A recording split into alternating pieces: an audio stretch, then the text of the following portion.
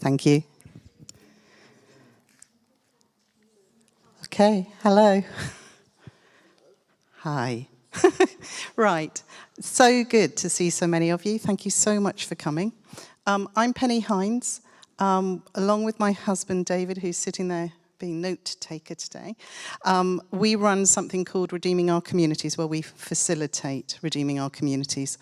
And that's a charity that's like a network of churches, community groups, statutory bodies, trying to all work together to make the best possible impact on our town.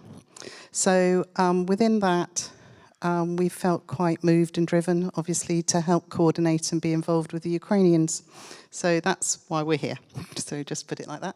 No expertise, no real knowledge, although I have gone through a bit of a journey. So I thought I'd just let you know what we're up to.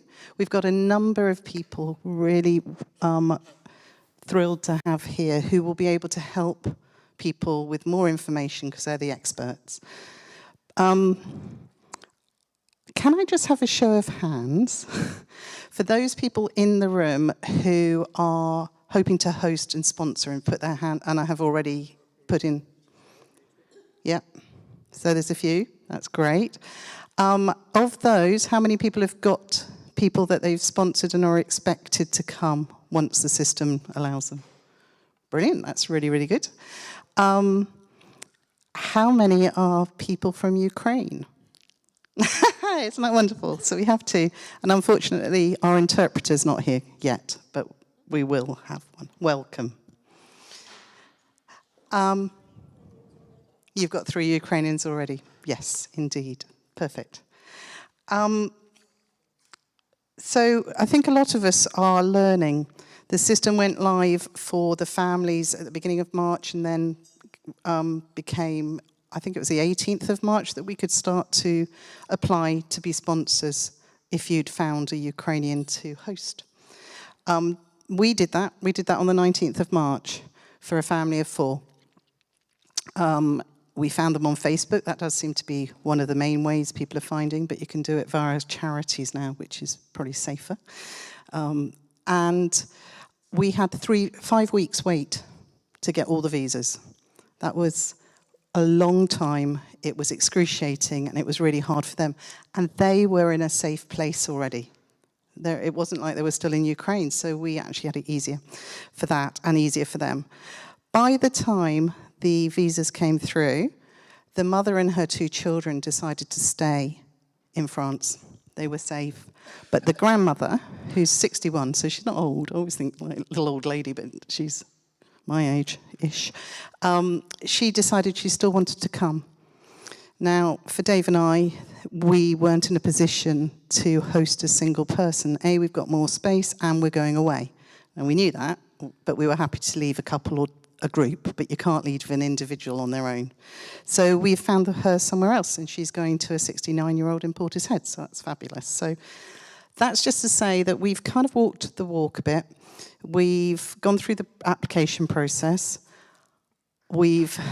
I know every single member of John Penrose's staff by name. I know most ministers. I emailed every day. I did everything I could to try to get their visas through. The system, we all know, is very, very early days. It's a unique, enormous task that's been undertaken. And we all need to act with grace and mercy as we go through it, particularly for the professionals who've had this put upon them. The Facebook group is what we kind of are using as the conduit for information. That's why I'm not taking names. If you want information, please go on the Facebook group. And I know that slightly stops other people, but I just don't have the wherewithal to be emailing and contacting in other ways. We could set up a WhatsApp group, but it gets very, very difficult to chase and manage that. So if you're happy, we'll keep the Facebook group as the conduit for information. But it's your Facebook group, it's not mine. I've secured 2 new people to help administrate it. But it should be a place for mutual support, for different Ukrainians to get to know each other too. And we can have a spin-off group, that's not a problem. If you want, we will continue it if there feels a need. So by the end of today, Be really nice to know what people would like, how they think it would work best using it. I just wanted to ask, there is a gentleman lurking with a very big camera over there called Andy, who's from Churches Together. He's taken some photographs. Does anybody object if photographs are taken and maybe put on Facebook? Everybody okay with that? Good, okay. And for anybody who doesn't know the building, if you need the facilities, they're through that door, right across into the hall, and the loos are on the right. So I thought I'd better do my airport bit. I've brought a number of resources with me today. On that table are things that are up for grabs, which have been donated and some have been made. So there's some beautiful eggs, which I can't remember what the name is, but you might recognize the kind of art of painting eggs that I'd like to give to you. A friend of mine made them, so you can have that.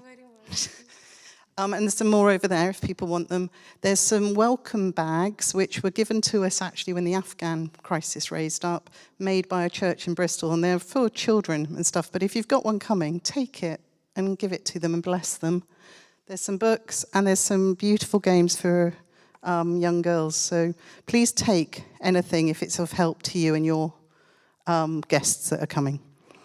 My last bit that I'm going to just say is I have done a sort of tip sheet of what you do in the first 24, 48 hours once a guest arrives. It's got links. It's got links to different things. So when they come, they're eligible for £200 cash to help them over the difficult phase. And David, who's going to come and talk, is David Bagnall. He is the project officer for the resettlement team, and he's your lead, and he will assure that the money comes. It comes in cash. There's things that people will be asking, like they've got a 6-month visa when they come. You need to get them a British residency permit, which takes it to 3 years, and the link's there. National insurance number you have to apply for them. GP registration, and we have some helpful handouts in Russian, in Ukrainian, and in English for people to take about the NHS service. There is registration for universal credit. Really important to do that as soon as you can, because the application starts from the application date. Doesn't get backdated, so worth doing it. They'll need a bank account for that, and they'll need a mobile phone. So I've just plagiarized off all the other sites, really. What I've heard is the best thing to use, the best place. Which are the best banks, which are the easiest. SIM cards, you can get 3 Mobile will give you a free, all unlimited data and calls to Ukrainian for a month. And then the Red Cross will be able to get you a Vodafone one for 6 months, but that's taking about a month now to get through because they're very busy. Tesco's also, so there will be others. I think the Vodafone is the longest that I've heard. The other thing that the Red Cross is giving you a prepaid card for £50, so they're worthwhile going. So I expected you all to remember that, but I have written it out. So do take a sheet if you wish, and I will put it on the Facebook group. Then the links will work, so it's easier. Right, that's enough from me, so you'll be pleased to hear. I'm going to invite David Bagnall to come.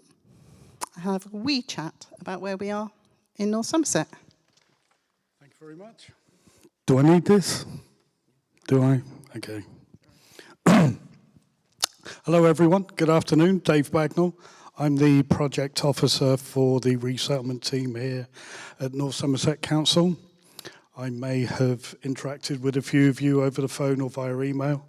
If not, you will likely hear from me soon because, as Penny said, I am the gatekeeper to the initial funding, so we need some form of contact.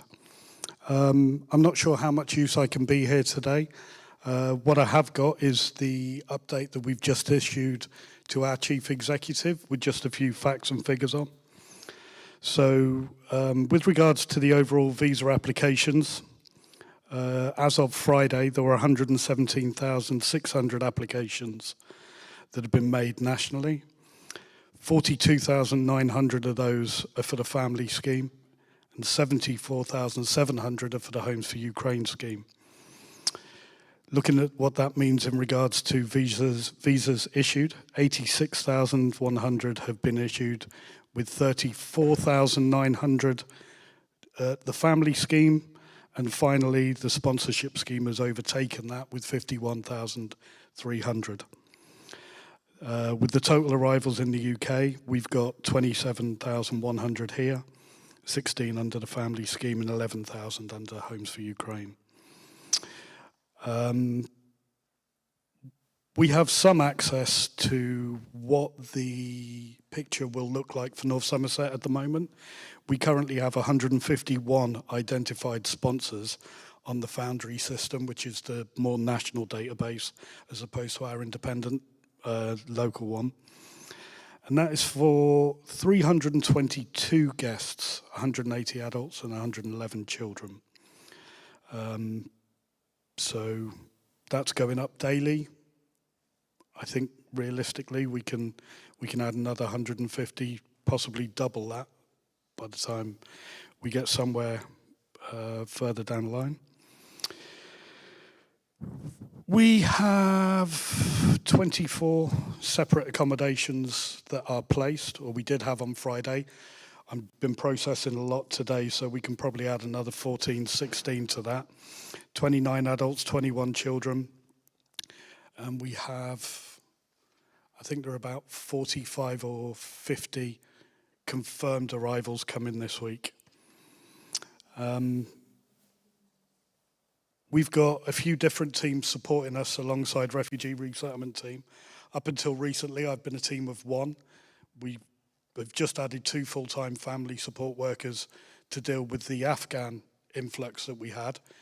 So they came into place in the last few weeks.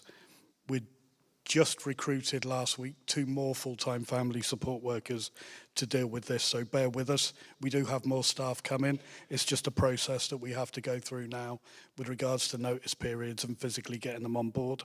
So hopefully we'll be out and about and we'll be doing a better job of the actual on-site support than we've been able to so far. At the moment, we're trying to make sure everyone gets the links and the ability and can come back to us if they need any additional help. Everyone is doing a really, really good job from what I can see so far.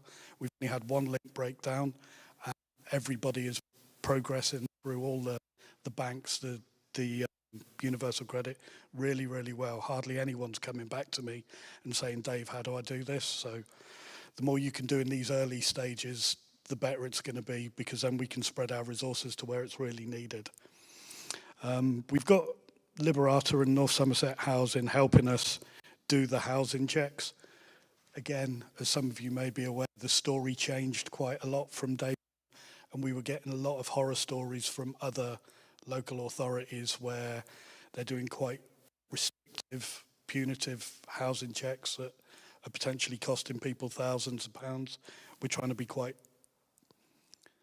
logical, realistic, soft touch as soft as we can. We're not expecting you to strip your house out and spend thousands. You're already doing a great service doing what you are. So Liberata and North Somerset Housing are slowly working through that. We did have a team that were trying to progress through the DBS checks, and that hasn't worked brilliantly. There's a lot of people with outstanding DBSs that have kind of started, and the information either hasn't come from our end or it hasn't been received properly, possibly our end. I didn't say that in public. So no, so we're going to address that. We're bringing a data processor in for 3 days of the week. So hopefully they're going to get on top of all the outstanding DBSs and get everybody up to where you need to be. But from our point of view, again, it isn't a barrier to you bringing your hosts in. The majority of people that have hosts already have had the DBSs and that stuff done after the fact, because we simply weren't set up in time. Sorry. I don't really understand how microphones work sometimes. So working alongside vans, the welcome point at the airport is up and running. There have been 212 Ukrainian individuals through the airport up to Friday. barring one slight issue we had on Friday, there have been no major concerns. Everybody's been collected and transported onto their end destination. We do have emergency plans in place. We're working with a local hotelier who will do emergency accommodation should any of the links break down. Nationally, we're seeing a trend with the Families for Ukraine scheme, unfortunately, where people have invited people over and then perhaps realise they've invited too many people, so that those links are breaking down and people are presenting as homeless. If that happens at the airport, we've got facilities in place now for emergency transportation, overnight and weekend accommodation. And if that happens during the weekend, we've also got Refugees Welcome North Somerset helping us to befriend and support those people out of hours until we can pick them up as a team on the Monday morning. Yeah, those are the facts and figures. Does anybody have any not too difficult questions? I've got quite a loud voice, so you don't need them all. Okay. You've got to. I don't think it was the volume, I think it was me. Okay. Do I press a button? Or? Is it on, Laura? I don't know. I'm not used to this. Yeah, it's on. Good afternoon. Hi. I have been communicating with somebody who has a visa and has booked a plane and is arriving on the 11th. And she said the person who was going to sponsor her is now not able to receive her. And so she didn't know whether she should cancel the visa and start again or come here and then when she's here, ask to get sorted out. Oh, that's because I'm pointing towards you, sorry. I wouldn't cancel it, that's for sure. At the moment, I don't have access to a mechanism to match that person with a new host. I know there is a mechanism. If you email me those contacts with the details, perhaps there's something I can do separately to that. I just don't have the recall right now. Yes, well, I'm not going to give you details about her unless she gives me permission to. Absolutely, absolutely, that's Okay. fine. If she's happy to do that, Yeah. if and when a mechanism comes up, or if another host, that breaks down. We've done it before, we've had one breakdown and they've been re-hosted in a separate local authority. So there is a mechanism there. There is a better mechanism coming. That's good. I won't keep you, but I did ask her which local authority she was in, because I thought if it's a different one, then there's going to be a problem about funds. And she said she's in Bristol. Well, she's coming. She was going to be hosted in Bristol. Potentially that is an issue then, because I won't have access to that data. I can only see the data that is allocated to North Somerset. Yeah. But So we've just housed somebody that broke down to South Gloss, but we had her data first. Send me the details, I'll see what I can do. that's fine. But what I've said to her is that if she comes here and she hasn't got anybody, I won't leave her at the airport. I'll fetch her and I'll put her up until we get it sorted. Brilliant. Okay? Yeah. Thanks. Yeah, just to say, probably the GFW number is the really key one because that's linked, the two. No one? Was that it? I don't think I need that. I've Okay, got go on. quite a good voice.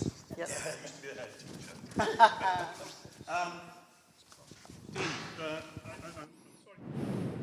I'm expecting a host. And I was kind of thinking the local authority that you might give us some simplistic, this is what I got to do first, second, like a flow chart of what should arrive in the airport, what should I be doing the next day? Okay. Have we had communication before? No. Okay. Is my email on there?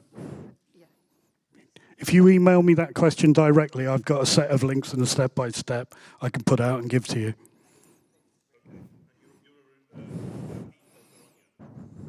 Yes.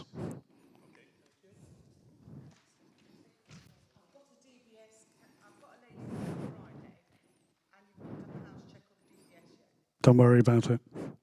Don't worry about it. If she's coming and she's penciled in as almost there, we are 99% of the way through the process. So somebody's got your name on the list somewhere, and we will get round to it. Just trying to collate the amount of data streams at the moment is really challenging. But don't worry about it. We will get round to you, I promise you.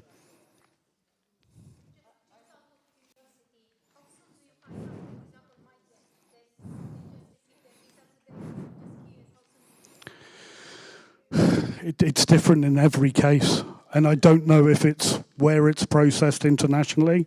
I've got no governance of how it's added to our database or when we get it. We've had some in a day or two.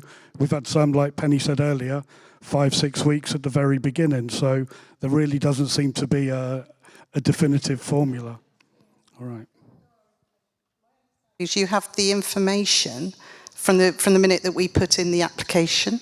So they have it. You have the list. We have some bits at some point. Points, right. When it appears there isn't an issue, by that point it normally comes to us. But I don't see any of that before or understand how. Would you prefer us to be proactive and come to you as soon as we know they got the visa, or shall we just leave it? Because obviously if you email me, again, and just with an indication of the visas are what I can tell you at this stage is yes, they are on my database, which leads me to believe, as in all other cases that have gone smoothly, it's going to go smoothly. We haven't had anybody at that point not go okay. I'm sure it will happen, but so far it hasn't happened. Just send me an email with the contacts on, and I'll say, yep, they're on there, or no.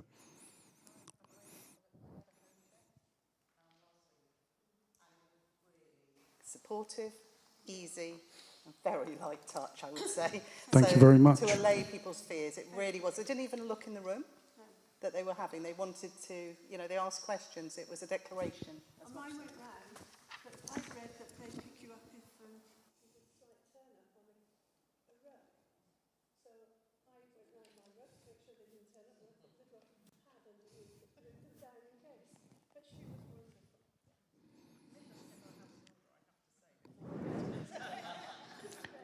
It is very nice to hear when we do some things well. It's not often. Schooling. Yeah, you're not alone.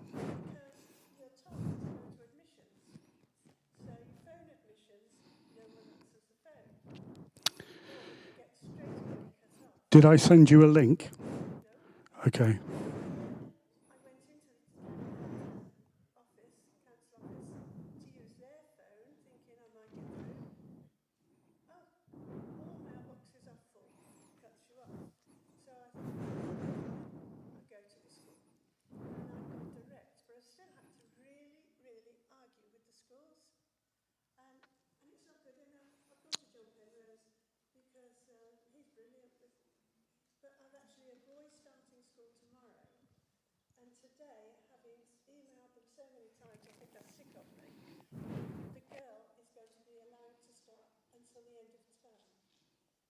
They're saying she's just 16, and they're saying she has to go to college. But college isn't providing what they need. It's rubbish. So the school's going to be pushed to get rid of her next year. Really? Great. I need to.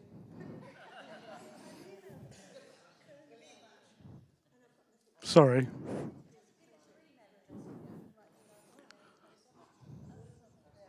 Yeah?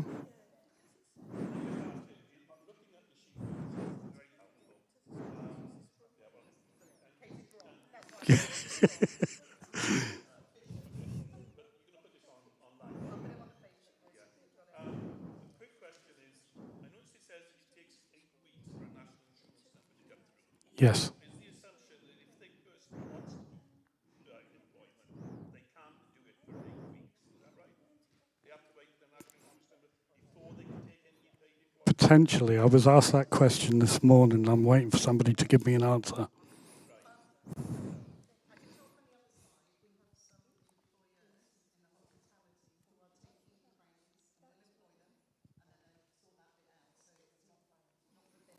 Yeah, I do think it depends on the employer-employee relationship. Some people are happy to do that. Some people may have systems that will prevent it. So I haven't got a cast iron answer, but like Penny said, working.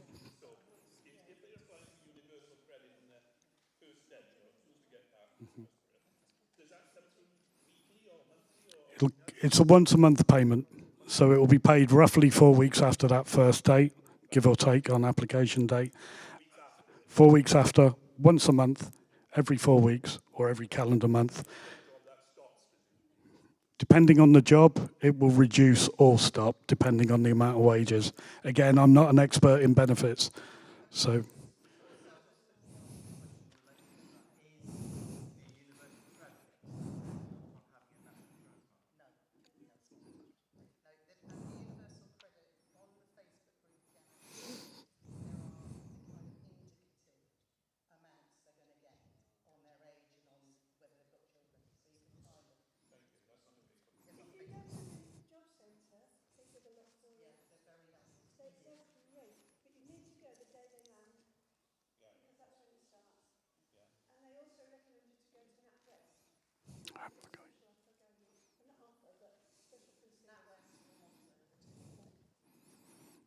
Okay, this gentleman, sorry.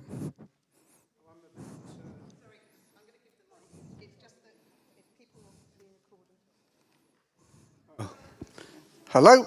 Can you hear me?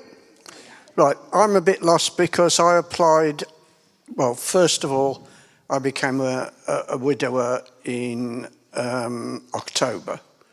So I'm bouncing around in a great big bungalow and need something to contribute to society. So the first day that the thing was there, I applied. I got confirmation that I'd been accepted, and I've heard nothing since. So I'm a bit lost about where I am. Have I successfully got into the system? Am I being processed? Or have I fallen through the cracks? I can answer that actually probably a bit better. Thank you, Penny. Yeah, so when you register an interest to be a host or a sponsor on the national site, you have to do that to be able to host. But they do nothing with that from there. I think a lot of us registered and thought we'd get a nice email with a nice picture of who we were going to match with. It doesn't work like that. I know that I've got to find my own person, and that's my next question. Yeah. How to do that. Take that action. Okay. But it's a bit stupid to take that action if I'm not in the system and not being accepted as a host. No, if once you've registered an interest, they will just hold you. A lady on the support network in Nailsea that we set up said, you probably don't count because you're a single bloke on your own. No, they're not looking at that because Bill's on the system. It will come down to, my understanding, that once you've registered, then you can start the application. You cannot do an application for somebody to sponsor them unless you've registered, which you've done. And then you've got to find someone. I can help you with that outside, as in there are certain groups that are really helping. I've got 2 daughters and 2 grandchildren, and I can't get out of my head the images on the TV of women with little kiddies fighting their way through crowds to get to safety. I agree. So I've already had somebody who's under the Friends and Family scheme, the girl on TV that you saw, who has been given the house next door for her sister and kids. She came to me and said they'd like to, and I said, I'm sorry, that doesn't do what I want to do. They've got, you're crowded, it's inconvenient, but she's safe. Yeah.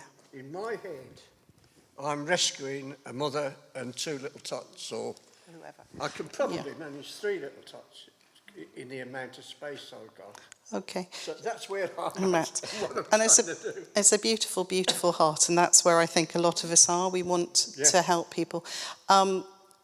When we finished, the best group to go through is Sanctuary, who have been sanctioned by the government to do the matching. Yeah. And they will be getting people out of the Ukraine. Right. There is also another group which is called Love Bristol, I think, who are doing it more locally. Yeah. I guess, are you on Facebook? My daughters don't want me to go on Facebook. They say I could get into all sorts of Trouble. Would you... I'm useless with...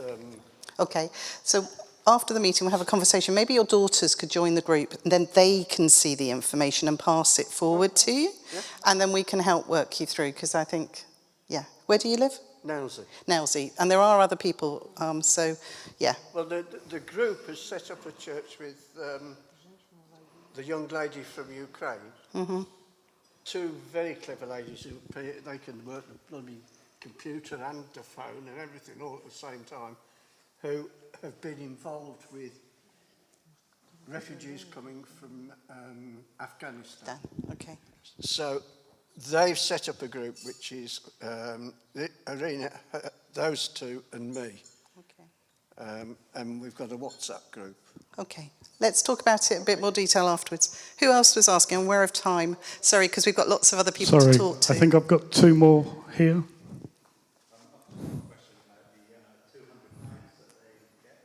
Yes. Per person. Yeah. Yeah. Yeah.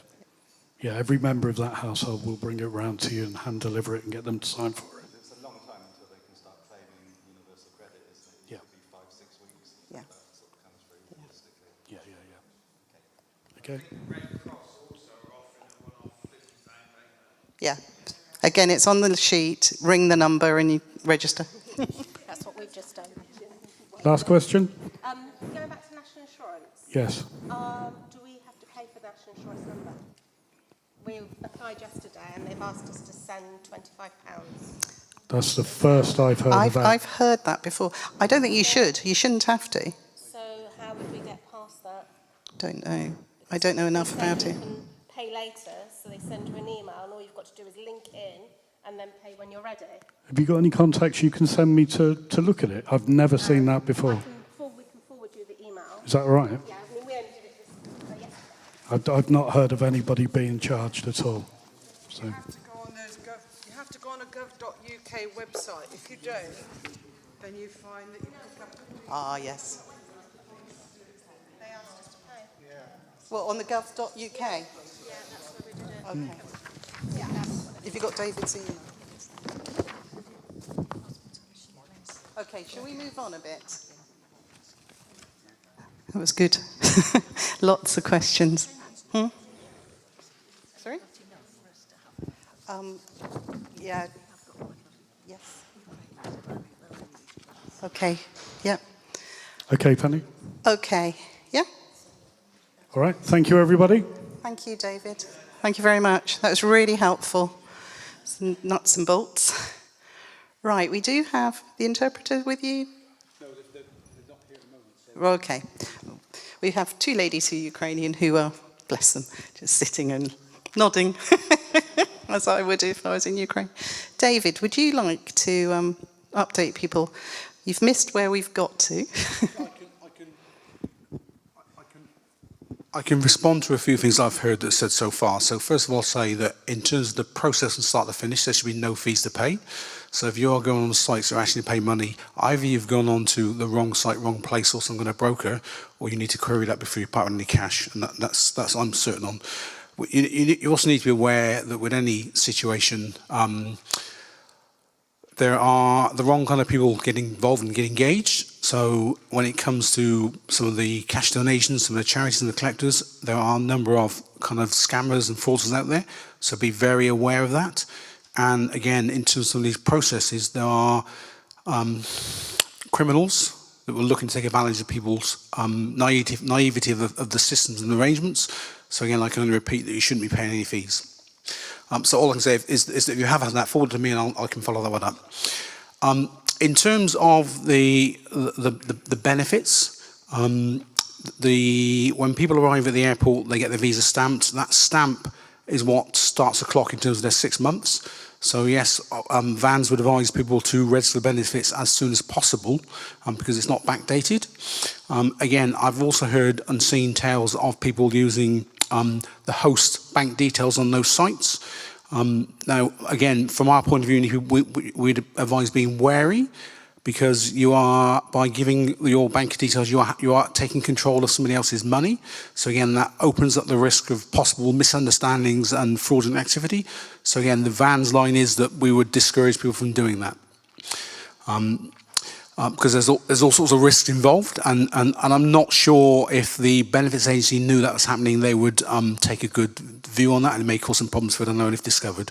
So our advice is that it is the claimant's money, and the money should be under their control from start to finish, and you should not be putting any of that money that's theirs into your own accounts. And personally, I'd say even with their permission, it's theirs to manage and look after. There is some problems in terms of the initial arrival. So when people arrive, they will get a cash payment from the local authority, usually at the time of the council's first visit. That's £200 per person. I've seen a family of 8, so that somebody gets £1,600 in cash. That's a significant amount of money for someone to look after and have when they are unaware of the cost of living and cost of things in the UK. They are unaware of all sorts of arrangements. So again, it's about advising them about how to keep that safe and to use it well. And again, from our point of view, it is unwise to be taking too much control of managing their finances. So that's all I'll say on those bits. So just be careful and cautious. So where we are now, as of last Monday, we now have at Bristol Airport, which is one of the main routes in, a welcome desk. That desk is staffed by volunteers, and it operates in line with the flights. So what happens is we get information that tells us on each of the flights whether there is somebody on that flight with a Ukrainian passport. We don't know which of the schemes that they're coming into the UK under, or whether they are here for some other reason or means. The desk is there to give basic assistance. The most useful thing is, for most people, they are being met by their hosts, regardless of the scheme that comes by. So it's a kind of meeting point where people can kind of take comfort that there's some support. There also is some information. Some of that is what you can find on the government website, but also some local information that just explains to people the processes in terms of the things you need to think about the first day, week, months. So it talks you through the process for applying for school places, the process for applying for the benefits they're entitled to, the process for registering for work. It encourages people to register with the DWP Job Centre.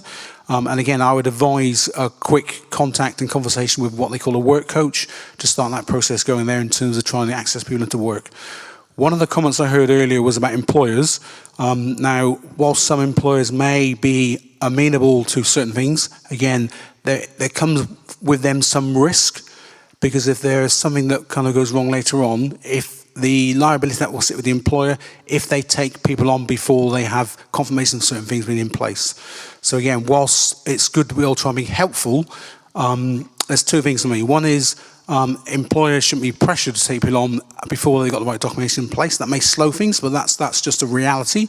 And as VANS, we are kind of trying to support people, but we still need to make sure that we follow the legal processes.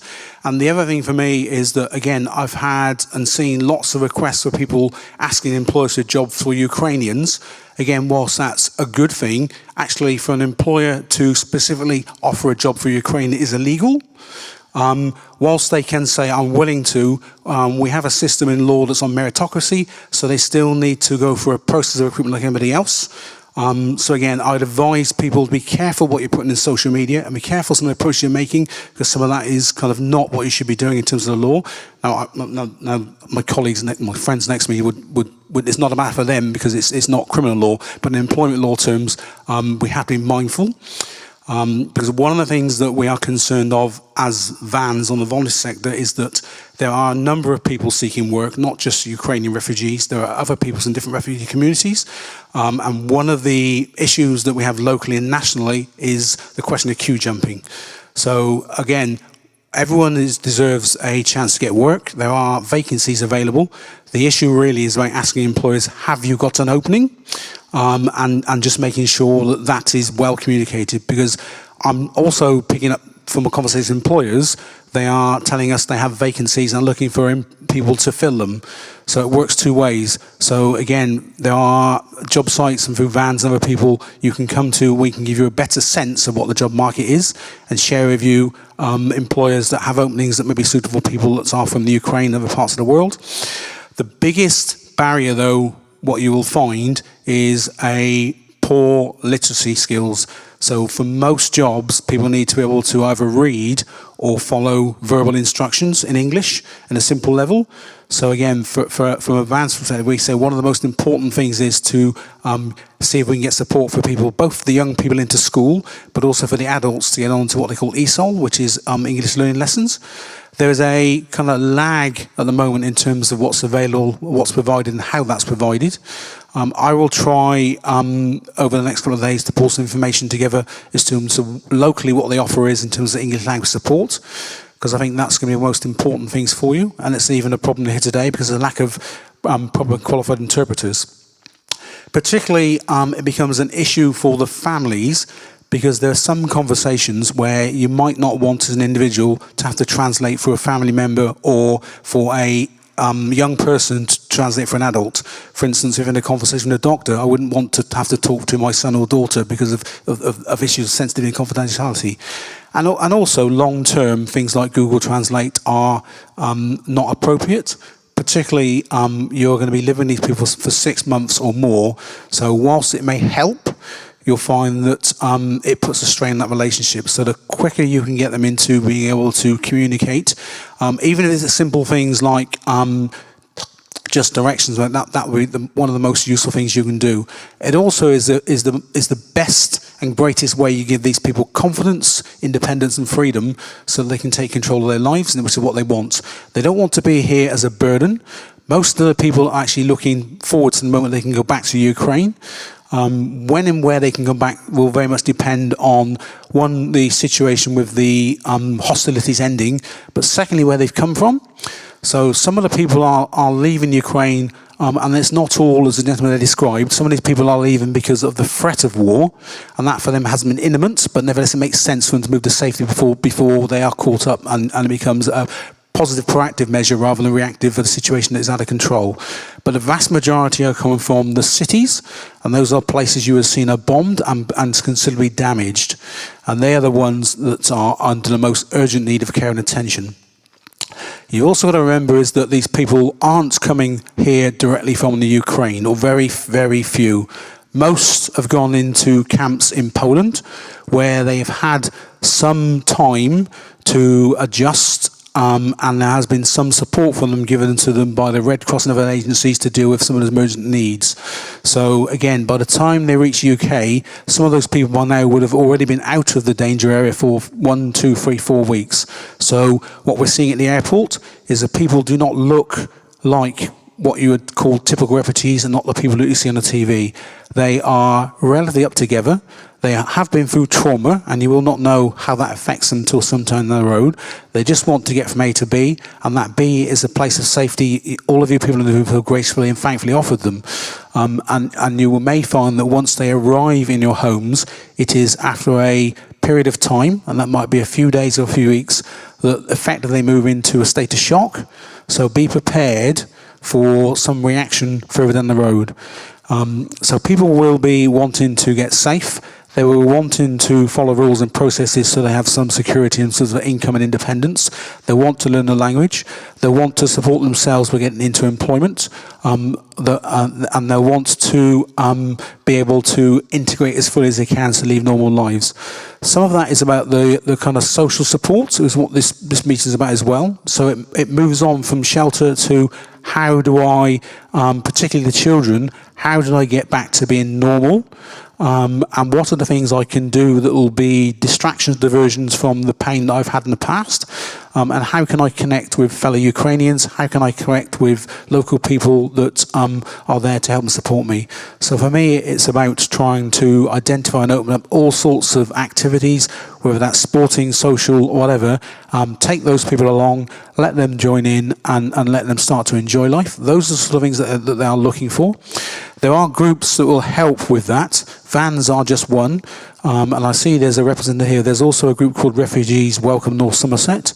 They're limited in numbers, but they also are people that can help with some of that broader involvement with daily life and can help support you. The council also, you'll hear them refer to things what they call wraparound support. And I would advise that that support isn't just there for the Ukrainians that are your guests. That support is there for you as well, because you will find that there will be times that you might question what you've done. There will be times where you might have kind of ups and downs. There are times where you just want information. My advice is call upon the support of agencies like Council and Vans, because we are here to help you. That support for you will be free. And also there is support from the various arms of the healthcare services. It's not just about mental health, it's about physical health as well, because some of these people may be coming with pre-existing ailments and illnesses, and you need to make sure that they get access to the right medical care. We're finding that people that are coming with those illnesses will not have access to some of the medication perhaps they need. So one of the things to be mindful, one of the conversations is around if you have someone that say is diabetic and needs red insulin, just making sure that that doesn't get left unattended until too late. So that's some kind of quick hints and tips from me. I talk quickly, but I'm happy to answer any questions.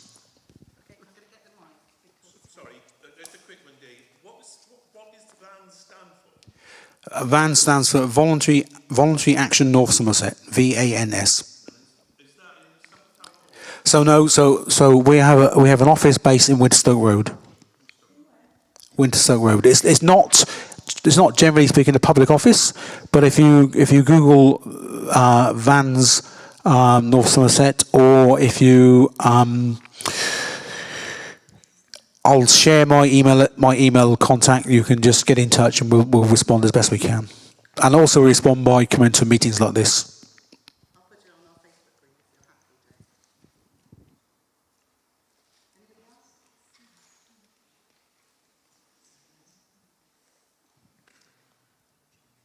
Anybody else? If children are involved, you have a family with children, how long would it be that you would expect them to attend school? I mean, would it be after a week, a fortnight, a month? I know it would probably depend on the health of children, the mental illness or whatever, but is there any rules and regulations to say that they have to attend school in a certain time? So I don't work for the council or the LEA, but I can answer your question. So people who have on a visa that give them the same rights and obligations as most other UK citizens. So children of school age are expected to go to school unless there is some assessment by a recognised professional, qualified professional that tells you otherwise. You also need to be mindful that in your relationship with your guests, it's about not making too many decisions for them. It's for them to decide. You are there to assist and help them, but not make the big decisions for them. And also be mindful that there's two things happening. One is in the UK, people have the right to home educate, so that might be their choice. It is unlikely that will be the choice for many, but it might be for some, particularly if they feel that they are here temporarily, want to go back to UK, so they might not want their children to go into a UK education system where they feel it's not been for that long. The other thing to be mindful of, and I'll try and find some information, is that the Ukraine are running schools online. So for a lot of those children, it actually might be better for them to connect with their school back at home. So you have teachers in safe spaces that are broadcasting lessons. And for some children, they've been able to connect back almost like a Zoom meeting, but with their old class. And that for them, if they can do that, is very, very valuable and beneficial. Now, on top of the head, I don't know how you would be able to find that out, but I'll see if I find some link that can connect you where you can identify how your Ukrainian guests can locate the schools and lessons being broadcast at what times, and whether you can make that available to those children. And again, for them, that's a very valuable thing, because it connects them back to people that have been displaced around the world or around Europe, that some are still in the Ukraine, having lessons delivered in line with their curriculum that they're used to, in a language they understand, so that can be part of their learning. Now that for some can supplement going to a school in the UK. For others it might be the parental choice might be that that's what they prefer. So that's a conversation you need to have with your guests. Again, I top of the head I can't tell you. Now I've logged it as a question. I'll put that in the Penny and Penny put that out. The other issue for me about children is you've got to remember that the under fours, so you may have some younger people, and it's about what is more difficult at the moment is getting access to childcare and preschool support, particularly when these people start going back into work. And that's an issue of provision in a local area, and there's a different arrangement in terms of cost. And again, I'm not no expert, I'm not sure how that's picked up, but I know that the local authority children's service team are aware of that, and they're trying to find ways in which they can maximise knowledge and support people can get where they want to have their child cared for like everybody else whilst they're going to work. So there's an issue with preschool children, and there's an issue with those that need to go into school. And then the other question is that we are not far away now until school holidays. So again, I know within the council, there's activity going in place, what additional things they can drop into place during the 6 weeks of the school holidays that give these children something to do so they can be children, but also it's about getting them in some kind of routine. Thank you. That was really helpful. Thanks, Dave. There's a rattle through.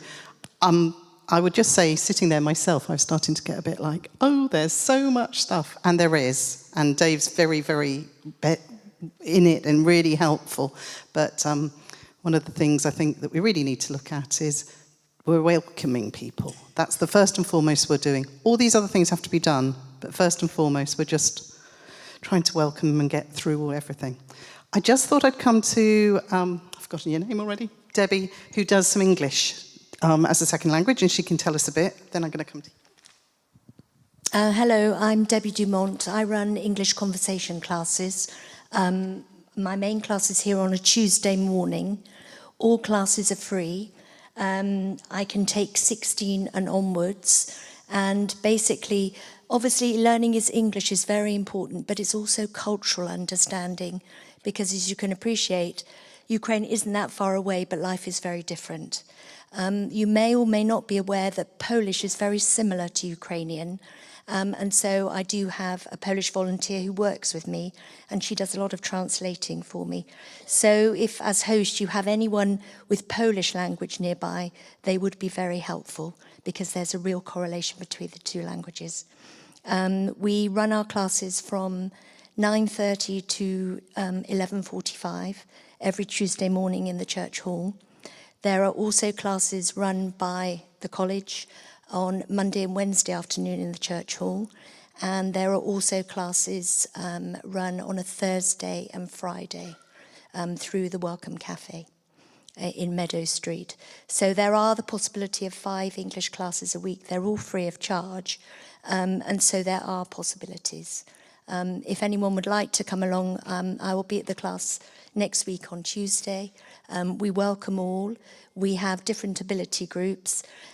What you will find is you have young, without sounding ageist, anyone under the age of 60 will have learned English in school. Anyone usually over the age of 60 will have done German.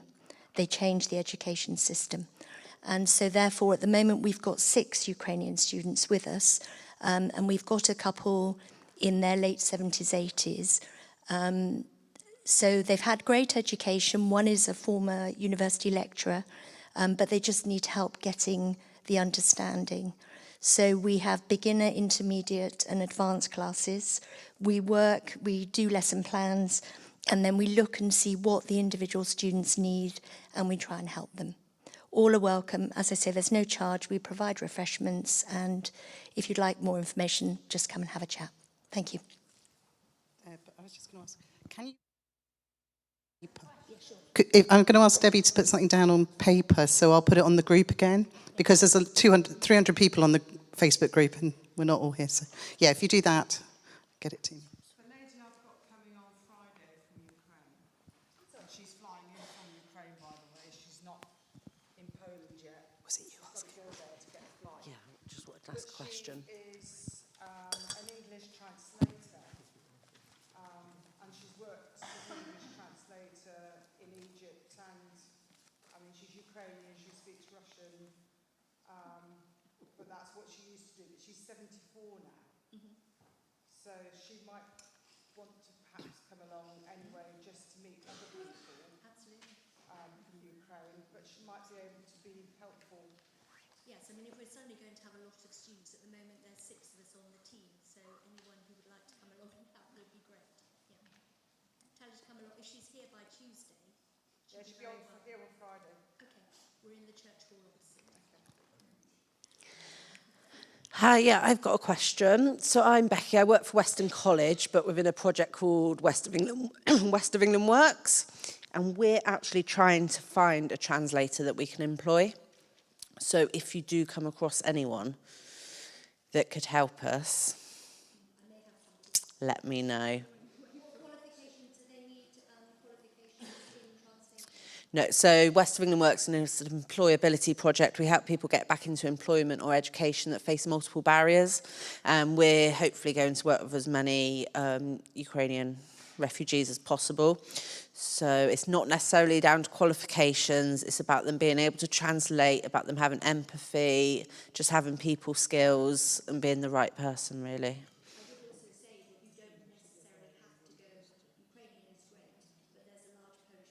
Yes, you said that, so that's really interesting. Yeah.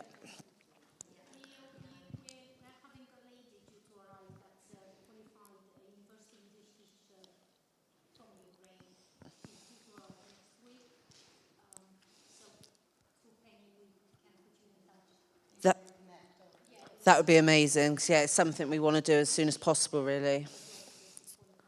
Brilliant. This is what this is about. I love it when a plan comes together. Yeah.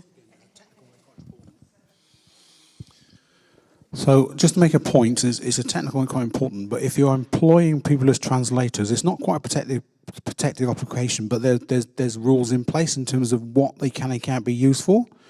So there's some real strict rules in terms of if they're interpreting with a medical situation or a legal situation or even some employment situations. So you can't just ask a friend who speaks Polish to translate for you in certain situations. So you be very careful, and certainly if you're employing people and paying to them, there's kind of professional rules around that as well in terms of ethics. So you need to make sure that you're getting that right. It's fine in a social situation, but if you step into something more formal, again, I would caution against over-relying on someone that speaks a language, because they could be saying anything and you don't know, and they can be that cultural slip, particularly if it's a Polish person talking for Ukrainian, where they can understand but there are differences, and those nuances could be very significant, particularly if you are talking to someone about a contract or a deal, whereby they may inadvertently make a mistake and all can horribly wrong. So I would say, great that people can help, but there's some situations where you need to be very careful in terms of selection you can use.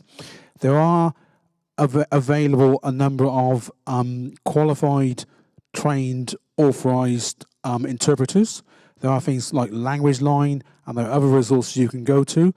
So in certain situations, I would say you should try and default to those higher level of skill sets, those qualifications, but anything else is fine.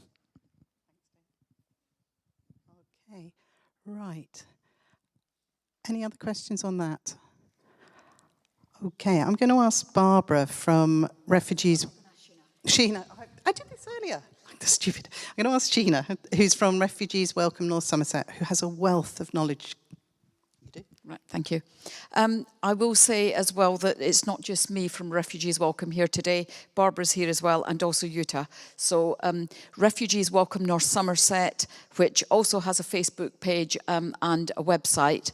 We have been welcoming refugees into North Somerset since 2017. So obviously that's not Ukrainians since then. It has mostly been Syrians first of all, and then Afghans since the back end of last year.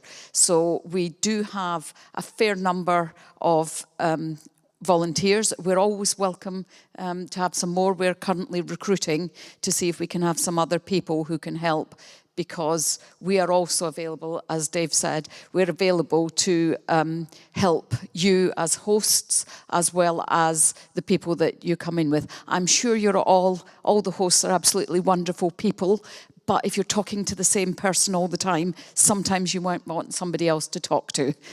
Dave Bagnall is also wonderful, as is his team, but again, the people who are coming in and are going to be staying with you might well want somebody else to talk to. So I'm going to wave this piece of paper. We haven't yet gone to the bother of translating it. Well, it's not so much. Oh, no, sorry, it has been updated. Right, well done. The last version I saw of this had it in Farsi and in Arabic, but didn't have it in, I presume that's Ukrainian rather than Russian, but yeah. Okay, so we've got a welcome cafe, which is happening for those of you in Weston-super-Mare particularly. It's happening in Meadow Street at what used to be the Children's Centre in Meadow Street. So we've taken that over, not Refugees Welcome. That has recently become a community hub. Refugees Welcome in Weston-super-Mare is operating out of that building. So every Thursday morning we have a cafe, yeah. So in fact, yesterday it was the end of Eid, which obviously was important for the Afghans and the Syrians, and we were very pleased to have a Ukrainian lady there as well, joining us in our picnic in Grove Park. So the more the merrier as far as we're concerned.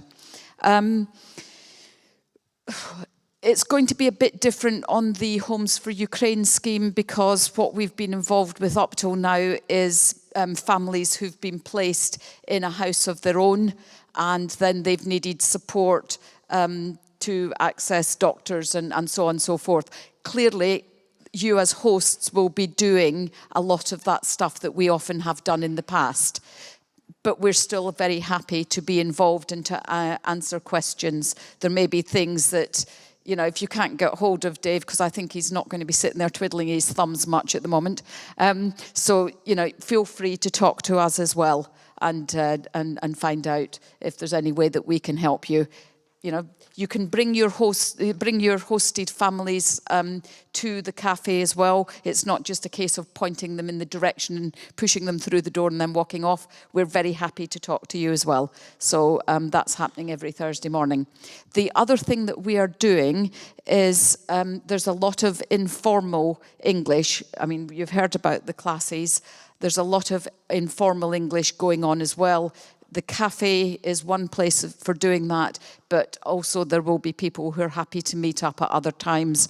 And we've recently started running an IELTS class. So for anybody who wants to work in the UK in a professional job teaching and that sort of thing, then IELTS is going to be really important. And so we can help with heading towards that, as opposed to the English that you need for just for daily living. And can I just go back to education? I don't think the government has changed it. They have an aspiration with the previous refugee schemes that children up to the age of 16 should be admitted to school within a fortnight. Dave is probably going to laugh at this, because I don't think a fortnight has been realistic, and not just in North Somerset. It's not realistic anywhere in the country. Getting children who arrive into school within 2 weeks is just not happening. So don't be surprised if you've got young people coming and it takes quite a while for them to find a school place. We haven't got lots of school places just sitting around empty. The other thing is that young people who are in heading for year 10 and 11, our experience with at least some of the schools is that they get put into the appropriate school year depending on the date on their birth certificate, which could mean that somebody arrives and is put into year 11 immediately, and they may, of course, not have much English. They will then be expected to do GCSEs, 9 GCSEs, like every other child. And we've seen that happen. We've done some things about it. We are intervening. If you want to talk to us about education, then we're very happy to talk about that. And just one other thing that David Crossman said, which is that home education is perfectly legal. It is one of the options. Children do not have to go to school. If the parents are thinking we're going to go back within, 6 months or so, then again, we can also help with putting people in contact with activities and home educators in this area. Okay, so and if anybody's got any questions, then I'm very happy to take them, and we'll talk to you afterwards as well. Sorry, Becky. Yeah, I was just going to say quickly, these cafes and things, like I said, up in West of England works. If you ever wanted a present at any of these from us, a member of our team could just come and quietly plonk her bum in the corner, and if anyone wanted any advice or help. Right, we'll sign you up for Thursday, shall we? So actually, seriously, the other thing is, David's mentioned about employment. We have 21 Syrian and Afghan families in North Somerset, 20 or 21, something like that. And most of those are not working. Partially that's to do with language, but also partially because it's really difficult to get them in front of people. The job centre tends to say, unless you've got a good level of English, we can't help you. That's not terribly convenient, I have to say. Okay, so I will talk to you afterwards. But yeah, we've got a big issue with employment. So if you can also remember that there are people who have come into the country, who have come from other countries. Some of them have been here 5 years, or getting on 5 years, which means some of them have just had 2 years worth of COVID, the same as the rest of us, which did their refugee journey into this country no good at all, as you might imagine. So if you can help, if you're waiting for quite a long time for the family that you're hosting to arrive, but you'd like to get involved, we'd be absolutely delighted to see you. We can help you, get you involved with some other people. I think that was the main thing. So, yeah.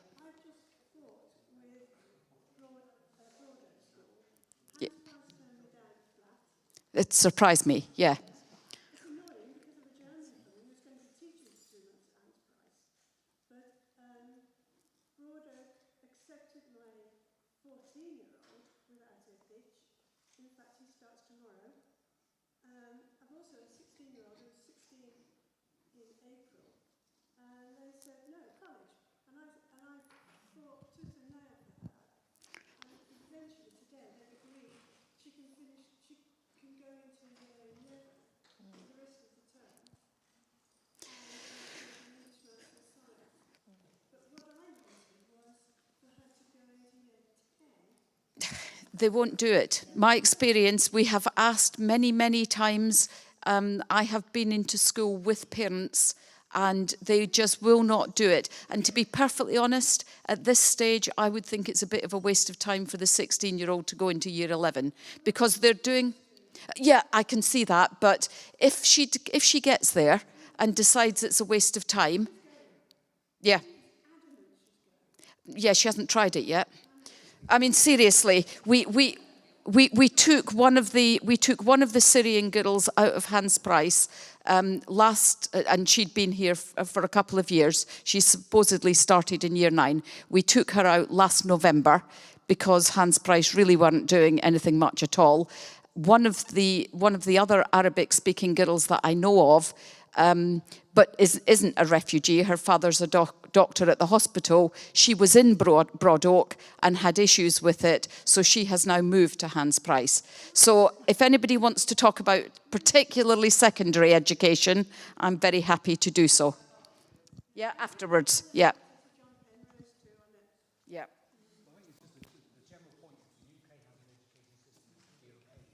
I know, it's rigid.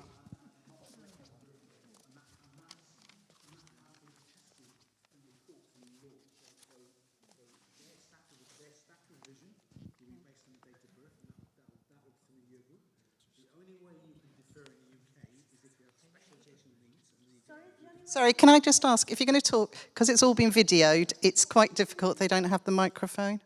So do you want to finish, Dave? Just people watching won't hear. Yeah, so in the UK, on the public sector, the mainstream education is driven by age, so it's very strictly around birth dates, and that will dictate the year that you go in, and that's not flat, that is inflexible. The only way, we don't have a system of deferral, so it's not different mobility. So the only way you can alter that would be around going through a special needs route. So then you'd be taken out into a different system. And so the answer to your question is it will be very difficult for you to get your child into a year group that in the UK we don't fit. The system says they don't fit.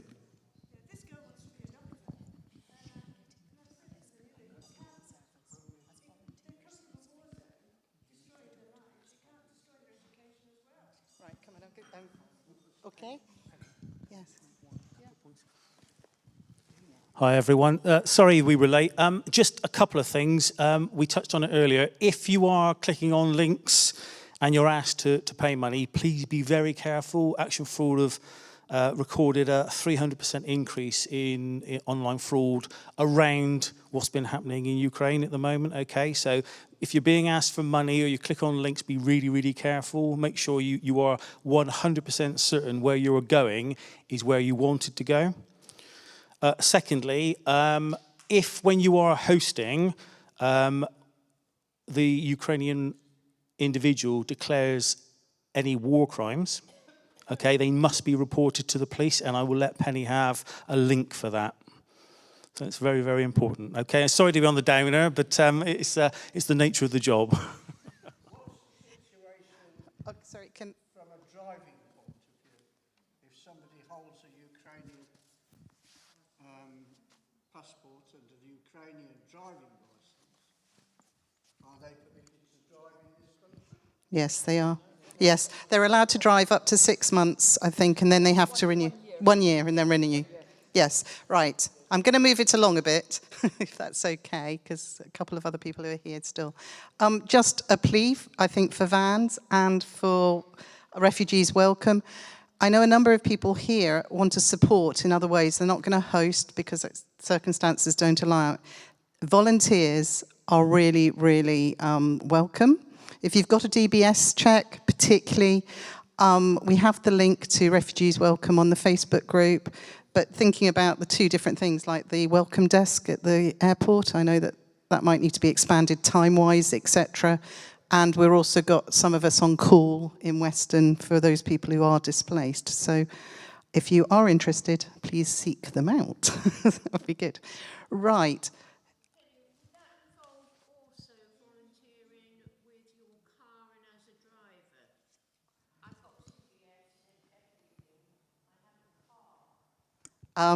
I don't know. That probably leads us on at the end to what do we do next. I'm really mindful not to overpromise and say we can coordinate something where it's me and the Facebook group and you guys. So, that's down to all of us. But I think it's a great idea. We will need it. Right. I just wanted to give a couple of people who else are here. I'm going to go to Myrtle from Churches Together, who most of you be aware there's been quite a lot about prayer vigils and so on. And there should be some slides. Thank you very much. I'm Myrtle from Churches Together, and I would just, can you all hear me? Can you hear me? Yes? Better, right. Thank you. I would just like to say that Churches Together is a group of 35 churches across Weston-super-Mare, Well, and the district.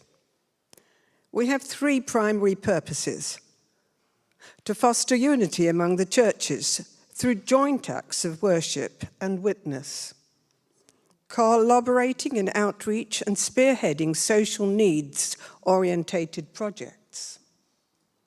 We are also the voice of the churches to the town, to the media, when this is called upon. Sadly, our President, Deacon Gary Hoare, is unable to come today, but he sent his apologies. He's attending a conference, but you've got me. First of all, and this is a lovely bit, I'd like to say a very warm thank you to Penny and Dave Hines for their timeless work. We've watched her this afternoon. She's been superb. And her commitment to the redeeming of our communities and our project has been both impressive and inspiring. And the dedication we can see to the building of a safer and kinder community. And we can feel this in the response to the Ukrainian situation. They are both truly leading by example. Early in this March, the year's been quite long for me, Penny emailed a number of the churches together about the Ukraine situation. The Churches Together Executive Committee were conscious of the shock and sense of helplessness pervading the town in the face of the Russian invasion of the Ukraine on the 24th of February. The outcome was that the churches together with Cliff, that is Church Leaders in Fellowship, ROC, and several other groups collaborated in convening a town vigil on Sunday the 6th of March. It was attended by about 400 people, including representatives of the town council, local churches, and the wider community. We were grateful to have the town mayor, Councillor James Clayton, also taking part. If you look on the screens now, you will see some photos of this and the vigils that followed. After the first town vigil, the church leaders felt that some follow-on was needed to provide a place of sanctuary, somewhere we could pray for and express peace, solidarity with the Ukrainian people. And we felt we needed this to be an ongoing experience each week. A town centre and an outlying church opened their doors each Sunday evening for a vigil over the next 5 weeks. We have also felt that during this month of April, there is still a need to hold vigils. We have 2 more. The first is coming this Sunday at 5 p.m. at St. George's Community Church, hosted by lead pastor Mike Radcliffe. Then on Sunday, the 20th of April, we will gather at Christ Church, Montpellier, 6 p.m. for a vigil led by the Reverend Tom Webber. All of the churches in the town are praying regularly for an end to this war in Ukraine. We're praying for peace, for safe places, care, support for all of those who have been displaced. And we are focusing at the moment particularly on those that are coming to our town. We acknowledge that prayer and action go hand in hand, so we are very much standing by to respond collectively to the needs that come out of today's meeting. We will do what we can to support the raising of the necessary resources and the practical support to enable those very urgent needs to be met. Thank you very much. Okay, thank you. Thank you for your patience. It's been a long and quite a lot of chatting, but hopefully some questions have been answered. We're going to draw the meeting to a close, but I really wanted to ask people what they want from me, the Facebook group, our collective selves going forward. I only imagine there's going to be more and more people needing to be hosted. There will be more and more people coming. And personally, I've found the group really helpful to support me as I've done the journey, which was pretty tough for a few weeks, and we're going to restart. So what would people like? I mean, are they finding it helpful to have the Facebook group? Will they contribute and add things as you learn it? No, that's all right. I have already put the first steps up. I just did that. So we've got a number of things that we were thinking. We've got the English lessons, we've got the cafe, but I think it'd be really nice as we get more and more people that we can start to use it as a forum to enable people to get together, support each other. I think one area that has been muted very slightly is support to hosts. This is not going to be a picnic at all times. We really thought it through, and as it got closer and closer, we really started to think this is going to be quite a big ask. So I know there's a number of people who would be willing to help support hosts, respite care, all of that. So we need to pull together as well. So we'll keep the Facebook group going.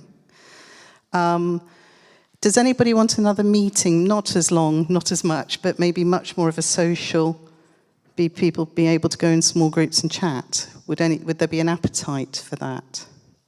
Okay, right, this is really easy. I'm away for June. So, with Dave.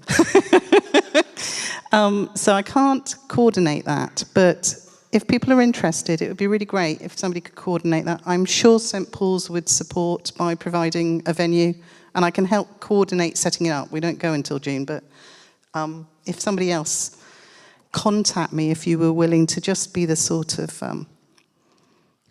conduit. Thank you, Becky. Thank you. Yep, that would be brilliant. Right, I've asked her, bless her, she just walked in, is Councillor Catherine Gibbons.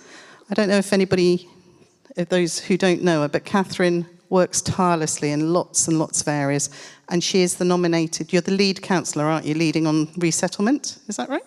So I asked her just to kind of make herself known and just have a few words as we end, if that's okay. And I dumped it on her, bless her. Yeah. Hello, I'm Councillor Catherine Gibbons, and I'm the Executive Member for Children's Services, Lifelong Learning and Skills, actually. But because Mark Francis and his team sit within Children's Services for resettlement, it's fallen to me, and I'm happy to take on the role, to sort of be the lead councillor, liaising more with other councillors and keeping them informed as much as anything about what we're doing and how we're doing it. I just want to say, that I really want to thank everyone here, all the residents of North Somerset, actually, who've gone so above and beyond to make people feel welcome, not just those who are coming from the Ukrainian crisis, but over the years, we have done a lot to welcome refugees. And we work hard to provide access to services and help them settle into their new surroundings. And you've been hearing about that. I wasn't here at the beginning. But you've been hearing about that. And of course, vans, who play a fantastically important role. So you've heard from David Crossman about what they're doing. The reason I was late, actually, I will share that with you, is that I was at the second meeting of our North Somerset Youth Parliament, talking to representatives from schools across the district.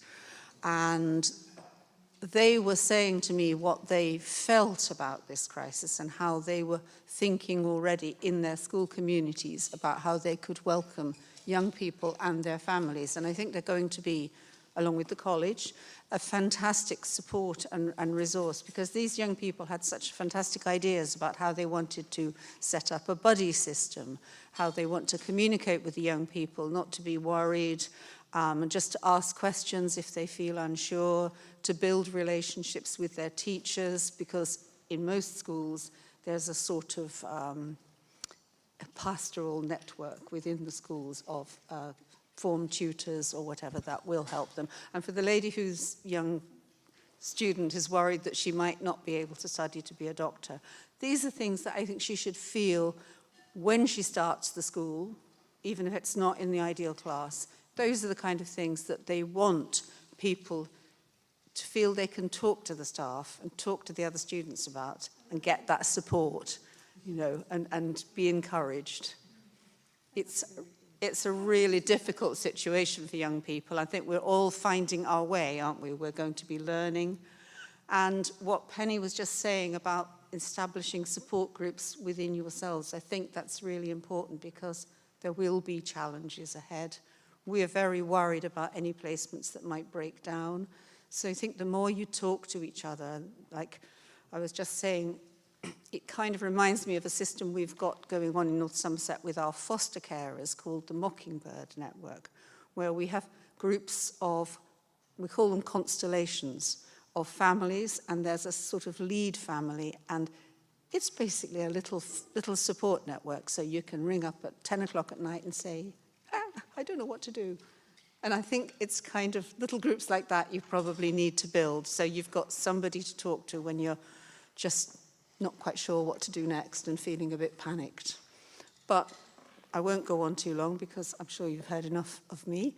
I just want to thank you all so much for everything you're doing, because it's wonderful and it's so selfless, and these people really need this support. So thank you very much. Councillor, can I just put one quick one? It's really great to hear that schools are thinking of systems and buddy support and all the rest of it. But it's become quite clear this afternoon that getting a child into a secondary school is pretty difficult in North Somerset. Can you clarify what the local authority view on that is?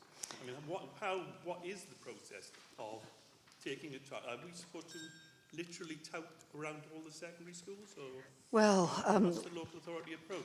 We don't, as you know, for the secondary schools, all our secondary schools, without exception, are members of multi-academy trusts. Yes. So the local authority does not have direct control. No responsibility for admissions anymore. We have responsibility for admissions, and the schools obviously have to work with us, but we can't control their policy. And we've been told that the government has given us permission to breach school class numbers where necessary. So there's a role we do have in influencing them, and we will do so wherever we can. So if we're having problems, would it be best to come to you? Certainly, email me, yes, absolutely. Yeah. Can we have your email address, please? I will give you my card. One thing I'll do on the Facebook group is I will put a pin with helpful emails, and people can add, because you all have some that I don't have, so we'll do that. Okay. We've done with my family. When they came in, we just said to them, this is our home, this is your home. And we cook one day, and they cook the next. So we have English one day and Ukrainian the next. And it works a treat. And it's some nice food, very different. But it still feel ever so happy. And I think it's very different, because I know our family were very clear they wanted to cook on their own. So there will be different things. So as we go. Yeah, that's lovely. Okay, last question. When would you like another meeting? Anybody suggestions? I mean, I know we're going to get more and more people. Do you want it early June? Yeah? Okay. Thank you for your attention. Thank you for your time. Thank you.